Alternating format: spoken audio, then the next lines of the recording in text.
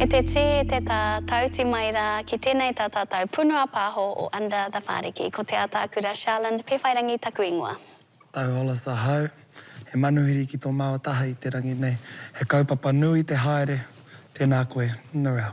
Tēnā kōrua. Whakamārama mai ki te hunga mātaki, ko ai koe, no hea koe. Kia ora, ko Norelle toku ingoa, he uri tēnei no te whakatōhea, no Ngāti Toa, no Ngāti Koata hoki. Tēnā koutou katoa. Tēnā koe. Mihi ana ki a koe, kua piri mai ki tā tātou kaupapa. Kua piri mai ki te kōrero mō tētahi kaupapa nui. Ko te kaupapa e kōrero nei tātou, ko te rawe ki tamariki, ko te whawha tamariki. Tell us about your story. I was sexually abused as a young girl between the ages of 6 to 9. Through a whānau member, and then I guess a consequence of that, and those are types of experiences, then again when I was 18, being sexually abused. So, yeah, I wanted to come on here to talk about that and maybe shed some light for whānau who are either going through it or wanting to understand their own whānau members who are going through that. So, yeah. This is a kaupapa that's often swept under the whāriki, a kaupapa that no one talks about, including our whānau. What made you want to come out and talk about this? Coming out publicly, I don't know that I wanted to, but I think I wanted to because I have a young daughter who's 3 years old, and I don't think I would ever want for her to not be able to talk to me about it. Knowing what I've been through, I would want her to feel comfortable enough to speak to her mama and to come to me and not wait for 20 years to talk to me about that. But to come to me immediately. So, yeah. Tira, te take. 6. Aye. It's crazy. Yeah. So... What was the frequency? What's that look like, 6 years old? So, as a backstory, my whānau, and we know that it's happened quite prevalently throughout the wider whānau. And so the context behind that is we kind of grew up knowing that it happened, but we didn't really talk about it in depth. And then for me, experiencing that, I would go to bed and be woken up in the middle of the night to be penetrated from either behind or just be asked to perform acts on this particular whānau member. I don't have too many memories as a child, which is a consequence of the abuse, so my sisters could try to recall happy memories. I have none of those memories. My tinana has protected me. I don't have necessarily a lot of bad memories, but I don't have a lot of good memories either. So there's a space of, yeah, those 3 to 4 years where it's blank. So I couldn't tell you too much except for that I've worked through with extensive therapy, finding out the different things that happened, or not necessarily why they happened, because there's no real, I don't know why, but that it was me. So yeah. I have a 9-year-old and I also have a 7-year-old, and I can't even begin to think what that must feel like as a 7-year-old, a 6, a 7, a 9-year-old. Did you ever talk to anyone about that? What you were experiencing or what you were going through? Not at the time. So the first time that I spoke to someone about it was when I was about 21 and I, at the time, was engaged. And I guess things happened physically which just triggered me at the time, and it kind of everything in terms of sexual acts and things like that came flooding. So I went through probably a week of no sleep and things like that. So it meant that at the time, I was in my first year of uni, and I just all of a sudden was like, nah, I'm not doing uni. I'd moved back home to Kirikiriroa, and they were like, what is going on with you? I was just in my room because I did not know what was happening. And my whānau didn't either. So they were like, what's wrong with you? And I couldn't talk to anyone because, one, I didn't know what was happening. I knew that people would like freak out, or I knew that my parents would be upset. And so I went to the doctor because my parents were like, we're just taking you to the doctor, there's got to be something wrong with you. And at the time, my doctor, who was also my uncle, he sort of was asking me about a few things, and I don't know if he was prompted by wairua, but he asked me, have you been sexually abused at all in your life? And it took me a really long time, but I said yes. And from then on, I had this flood of emotions, and that's sort of the first time I told anyone. And him being my uncle, he said to me, you need to tell your whānau. And I was like, I'm not telling them. And I immediately left his office and I gapped it, and I just shot off barefoot, left everything, and I just like gunned it and ran for like, I don't even remember where my parents ended up picking me up because my uncle called my parents. And that was kind of the beginning, but didn't fully accept that I needed help or what was going on. So that was just the beginning of it. And then it took me another 6 years later to actually open up and talk to someone. And when I say someone, I mean a professional, to help me through that. So to this day, I wouldn't say I've spoken to my parents too much. So they know it's happened and they feel mamae for me, but I haven't been able to open up to them about it. So, yeah, I think that's probably the hardest part for my parents.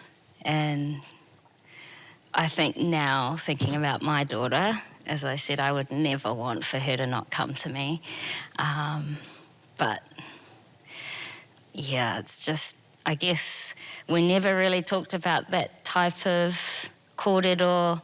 You don't know how you're supposed to bring that up to your parents. You also don't want to hurt your parents because you know it's going to hurt. Especially if you're coming from a religious background. Yeah. Yeah.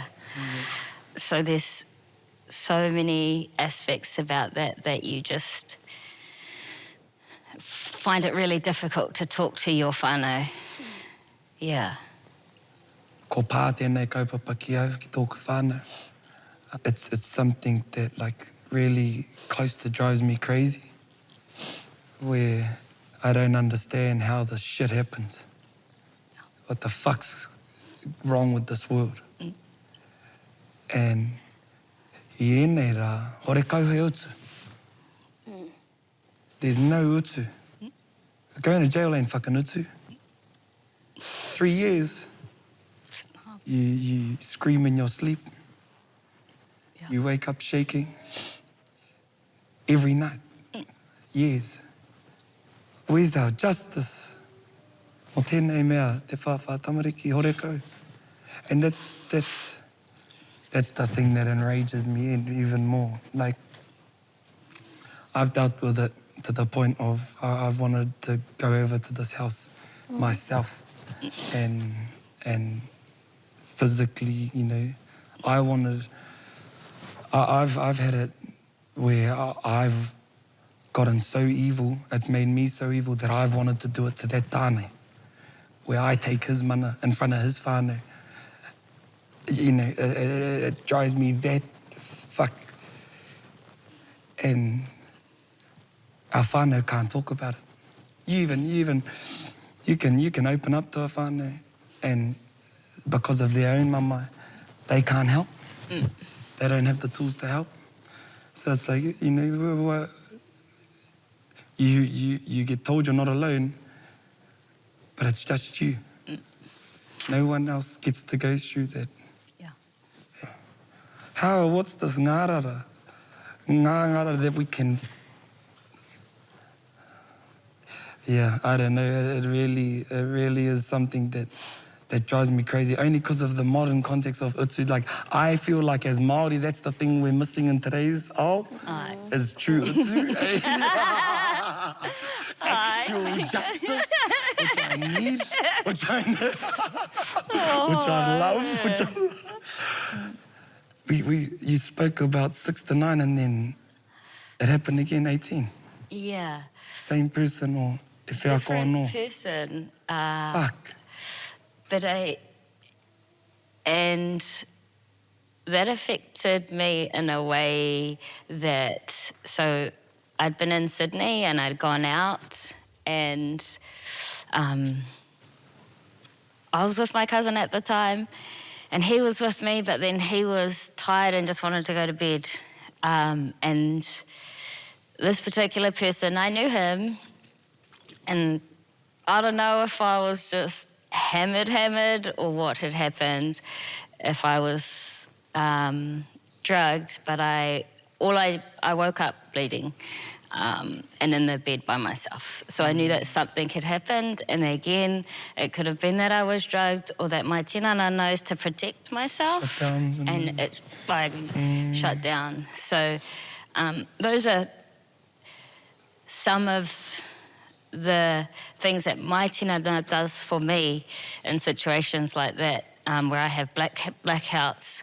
And when you talk about being riri, I go through many of those, and I probably have some serious fucked up anger issues, which actually sends me to the same place where I go completely blank. And I've hurt other people in those situations because I've not been able to control my emotions. And again, my tinana protects myself, and when I get too emotional or feeling out of control, my tinana takes over in that way, and sort of I black out and I don't remember what I've done. I could see someone and they could be bleeding and I would have no idea that I did that.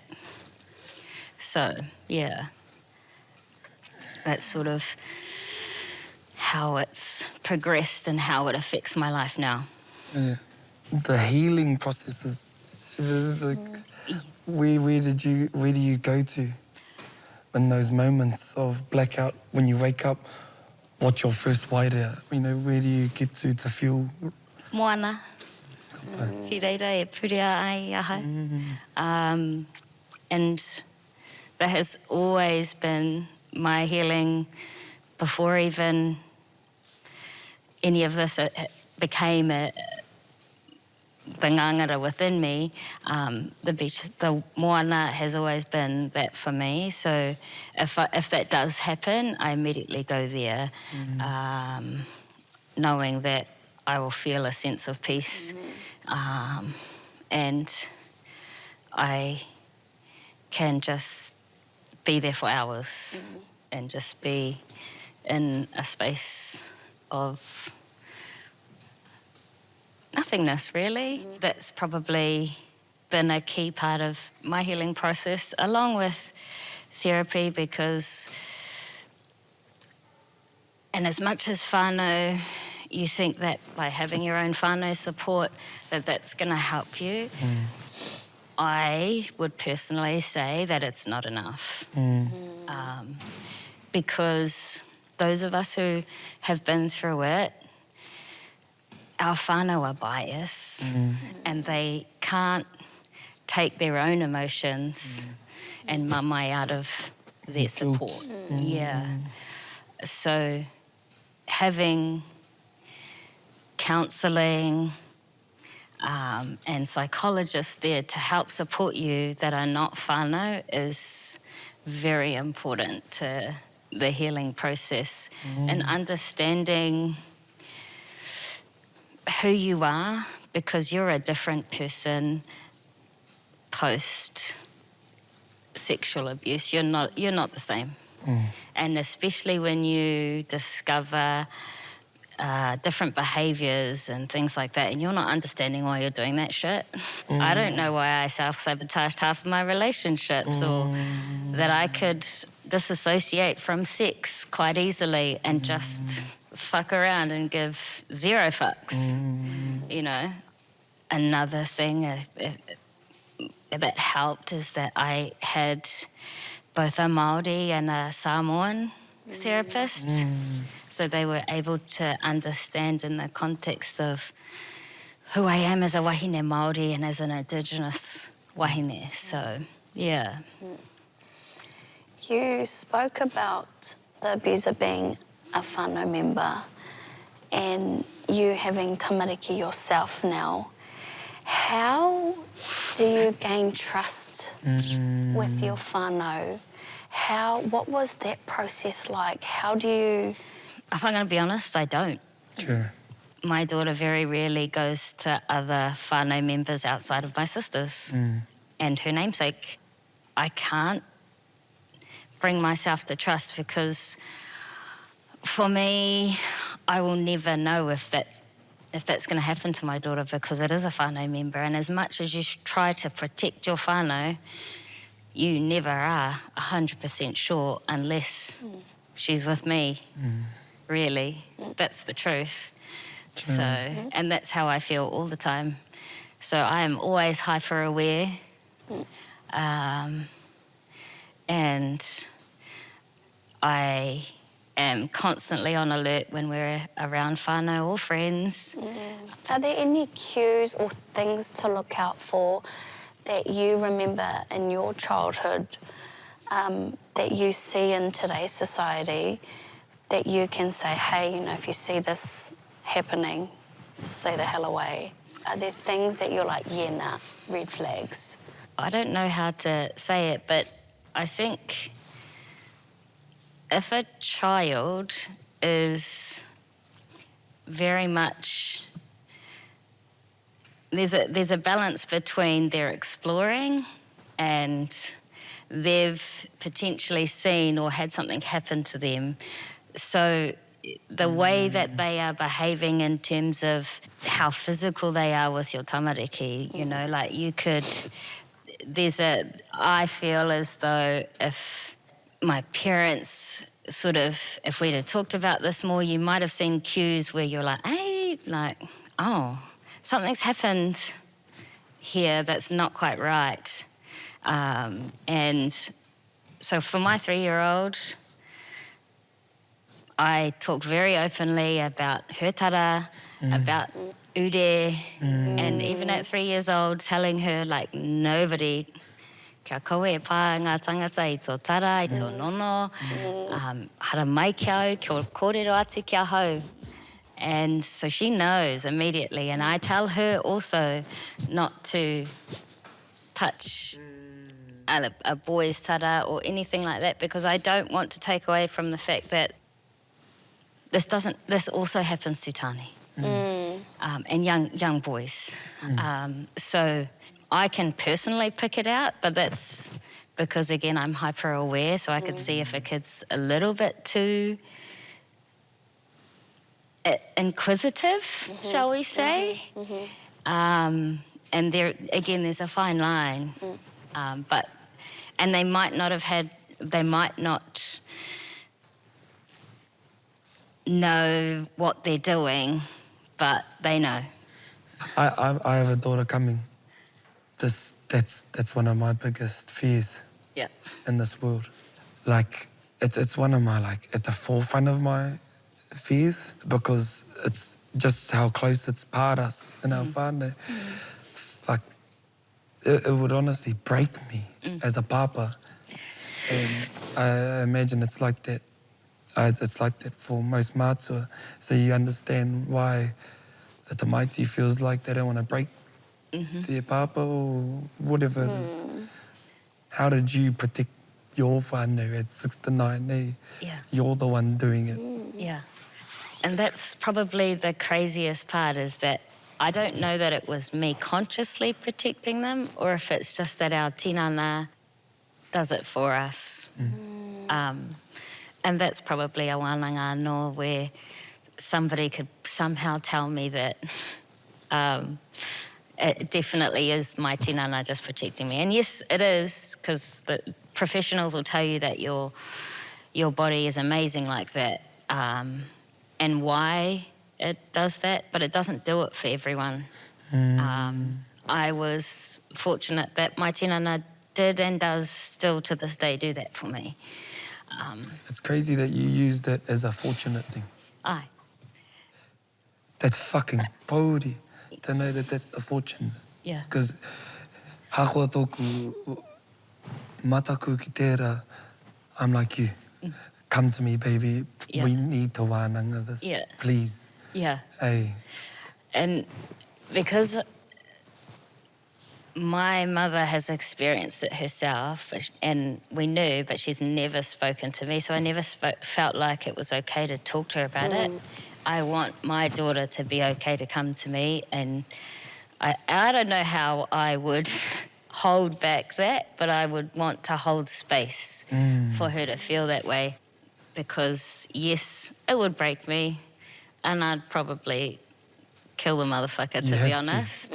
But I have to, I would have to also be able to create that space for my daughter, because I would never want her to experience what I did.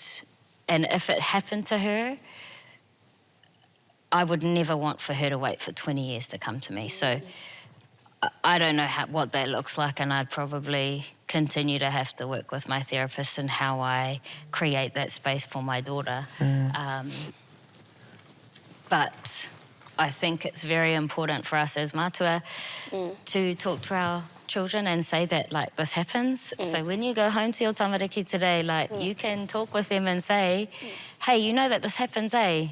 And that it's okay for you to talk to me. And especially because if you talk about it with your tamariki, they might be able to talk to other kids and it could be happening to them. But your tamariki are able to talk about it, and they could be somebody that they come to, so then it starts earlier rather than later. Because if I'd have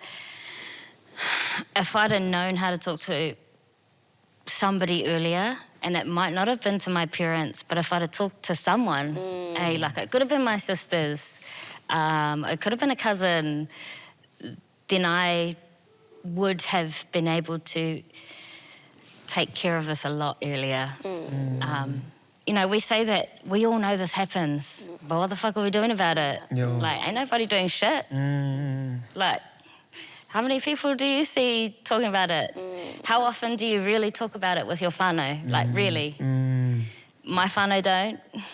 And if they choose to see this, this is the most they would have seen me talk about it, and they get to watch it or listen to it. So I think it needs to be talked about.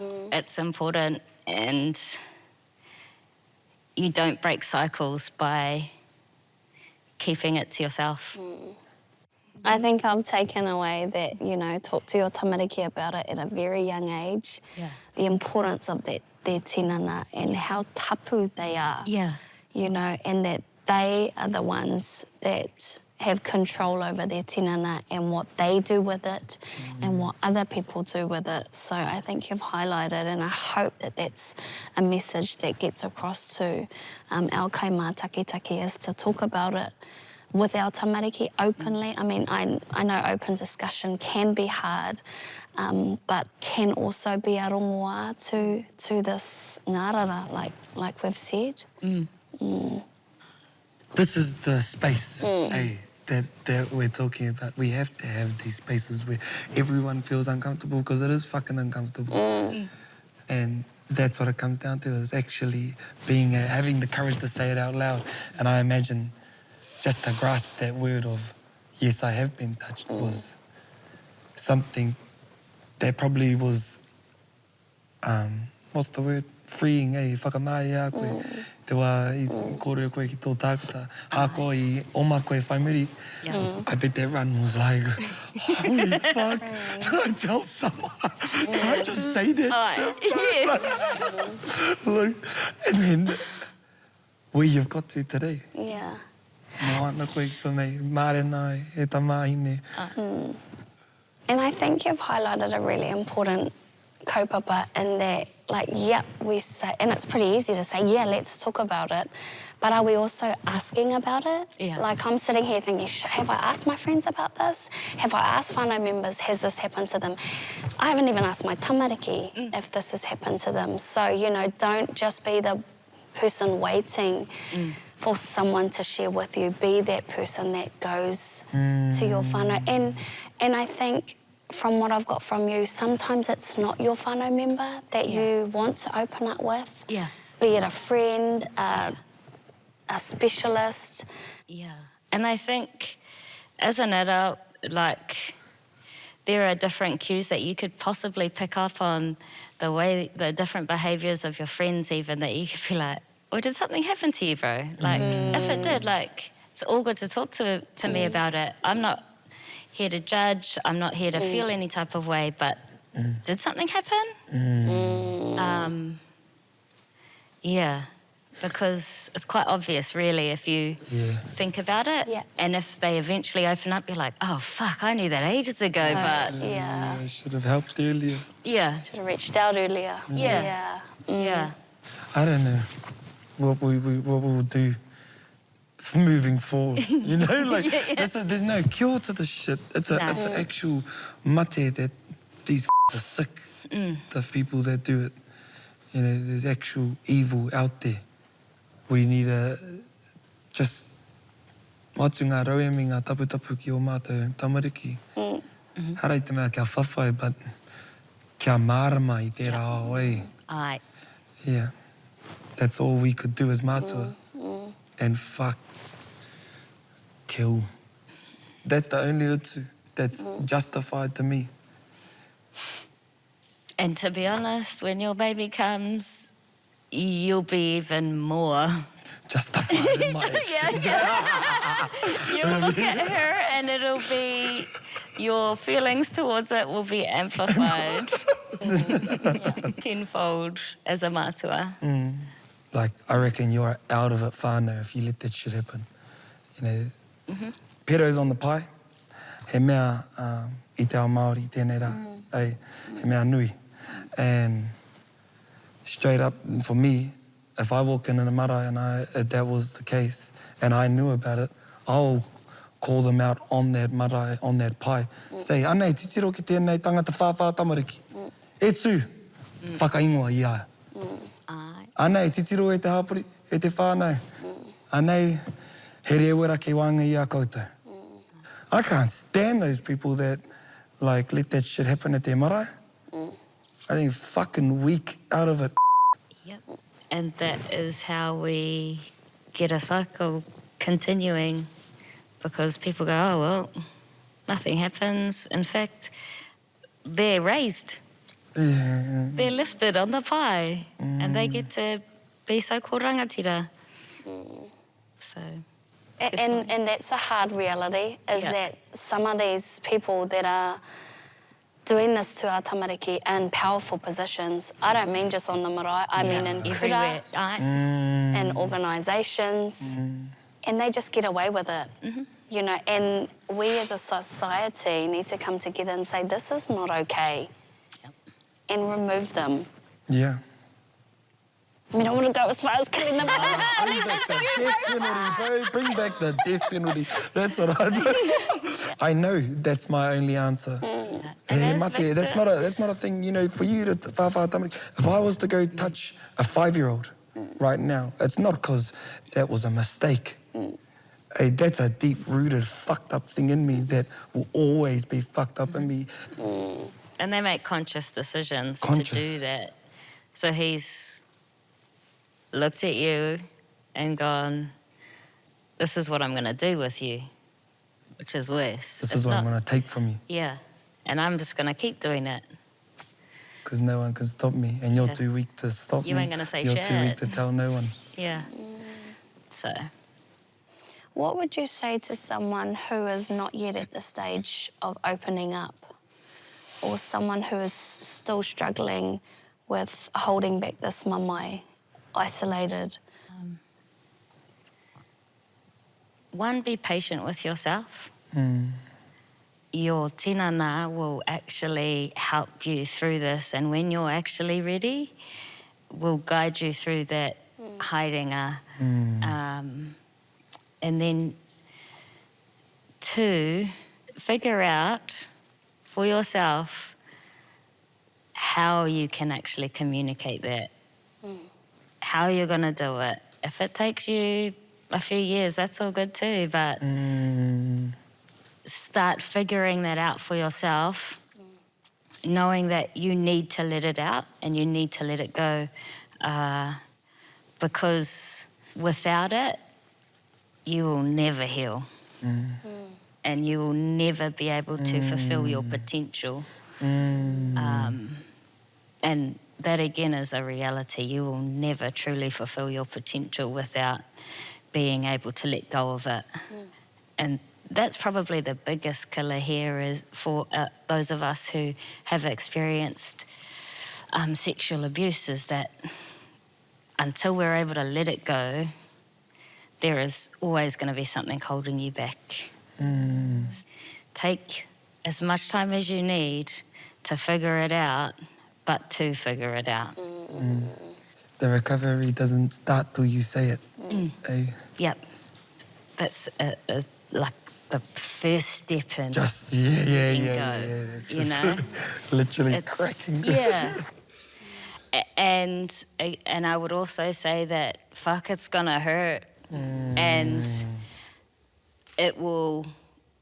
you'll get to a point where you feel like you are going to break, or that it's easier for you to just end your life.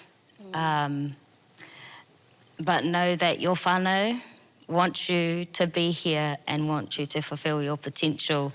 No matter what you tell yourself, your whānau wants you here.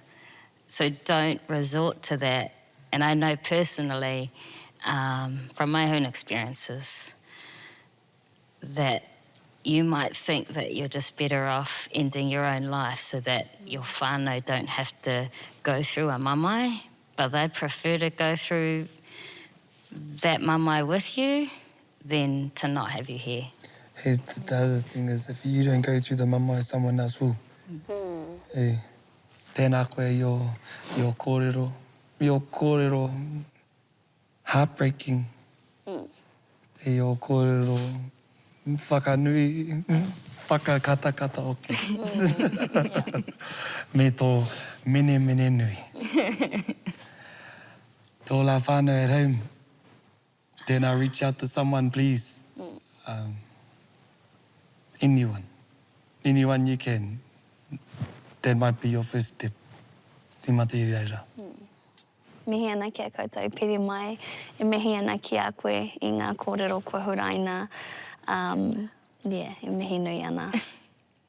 Tēnā rā koutou, that's us, Under the Whāriki. Love you all.